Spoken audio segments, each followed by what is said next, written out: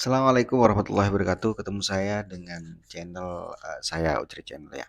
Eh, Menurut kita tentang apa yang terjadi di eh, proyek ya PIK 2 yang ada di Tangerang.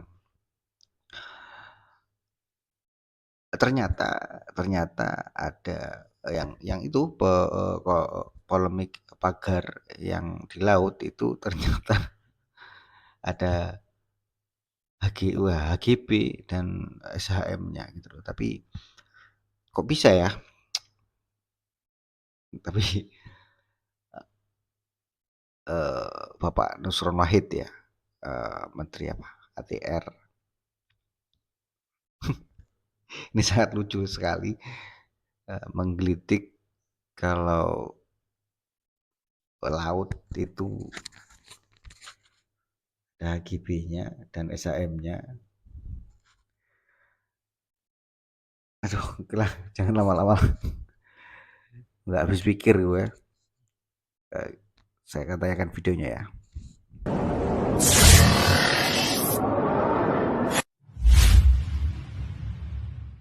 Nah, nelayan sekitar ini tahunya sejak kapan, Pak Khalid? Ya kalau saya sih semenjak ya 5 bulan lebih.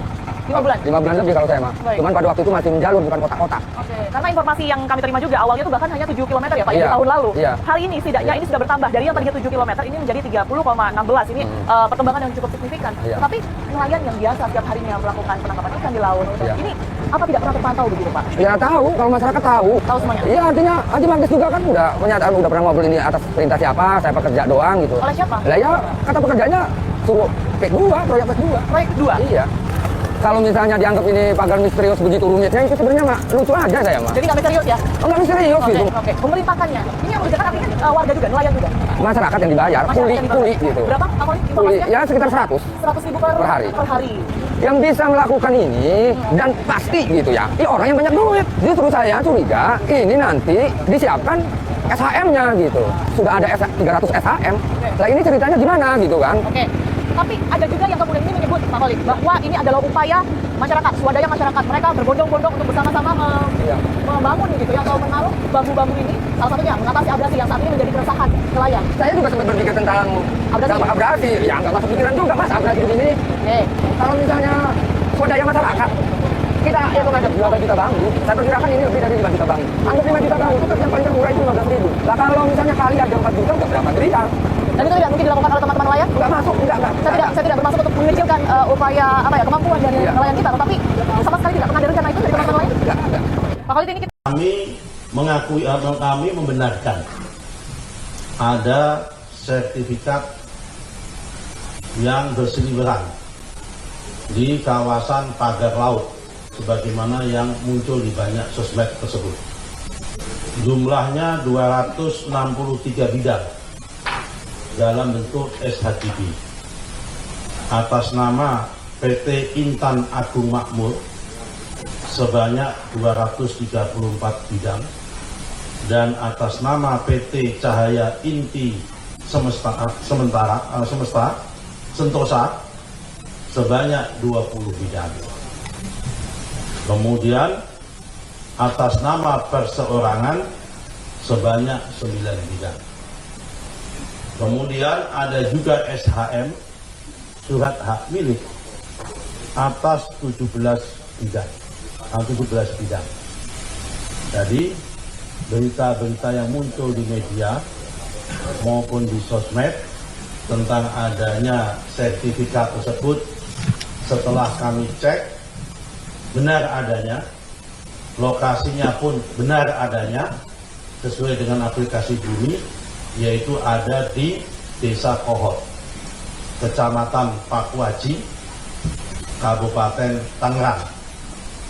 Jumlahnya tadi sudah saya sampaikan 263 bidang dalam bentuk SHGB, 234 bidang atas nama PT Intan Agung Makmur, 20 bidang atas nama PT Cahaya Inti Sentosa. Kalau saudara-saudara ingin tanya dari mana siapa pemilik PT tersebut, silakan cek ke AHU. administrasi hukum umum untuk ngecek di dalam aktenya. Kemudian yang perorangan sebanyak 9 bidang. Kemudian yang berupa SHM sebanyak 17 bidang. Terhadap poin ketiga, terhadap sertifikat baik itu HGB maupun SHM ini, apa yang akan dilakukan oleh Kementerian ATR BPN? Kami hari ini mengutus dan memerintahkan kepada Pak Dirjen SPPN, Pak Firdu, ini orangnya, untuk melakukan koordinasi dan ngecek dengan Badan Informasi Geospasial mengenai masalah garis pantai yang ada di kawasan Desa Kohot tersebut.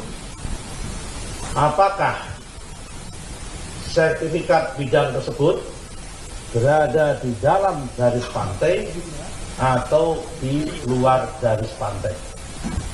Karena kita harus cek dan kita pastikan.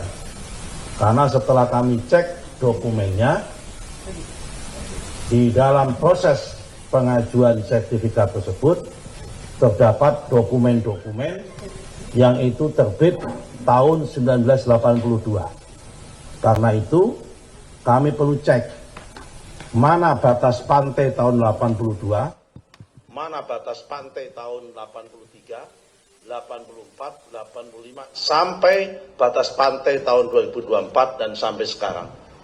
Untuk mengecek keberadaan, apakah lokasi yang dimaksud dalam peta bidang tanah yang tertuang di dalam SHGB maupun SHM tanah tersebut berada di bawah di dalam garis pantai atau di luar garis pantai. Itu yang poin ketiga. Dan kami minta besok sudah ada hasil. Karena itu masalah tidak terlalu sulit untuk dilihat. Jadi garis pantainya mana? Kami tidak mau berspekulasi dulu. Apakah ini dulunya berupa tambak atau berupanya apa? Kami yang punya berhak untuk itu adalah patokannya adalah garis pantai. Kalau itu garis pantai petanya, informasi geospasialnya sudah terbukti, maka nanti semua akan menjadi jelas mana yang ada di wilayah berada di dalam garis pantai dan mana yang ada di luar garis pantai.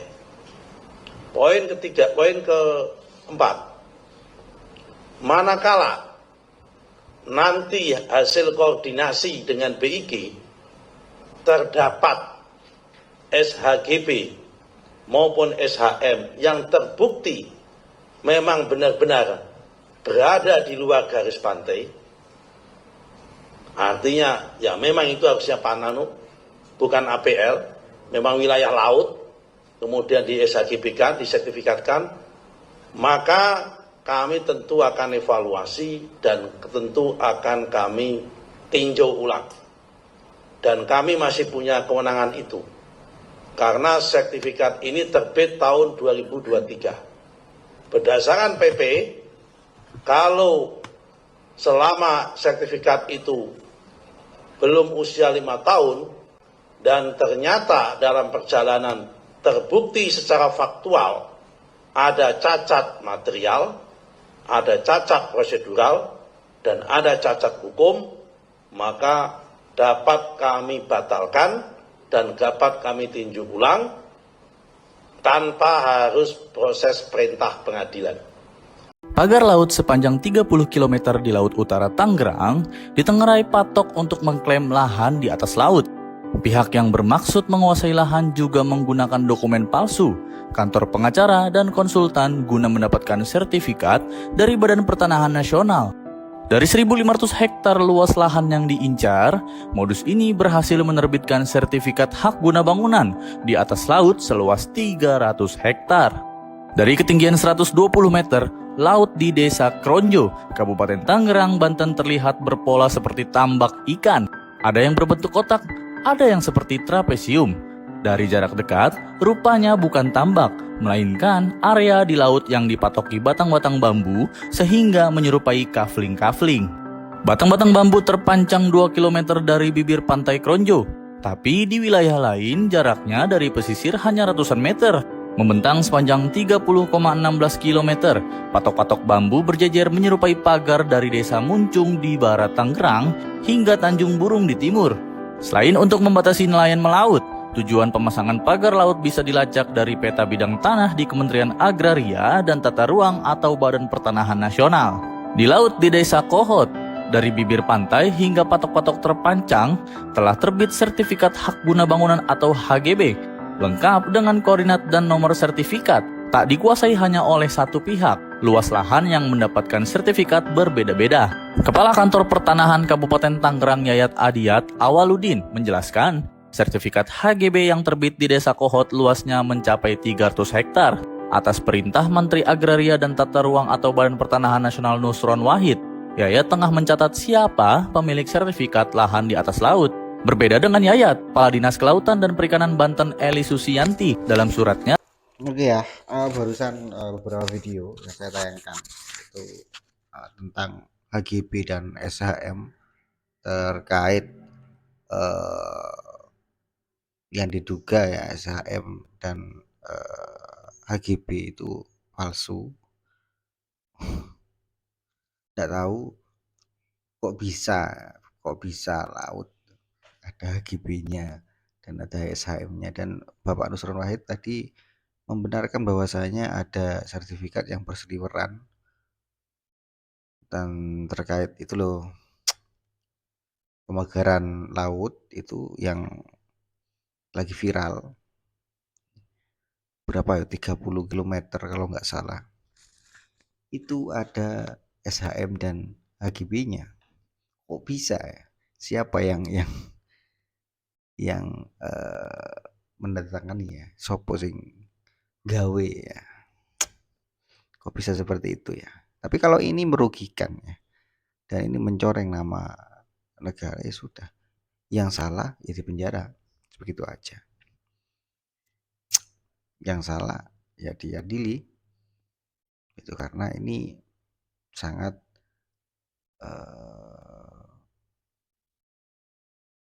mencoreng, sangat mencoreng sekali. Begitulah,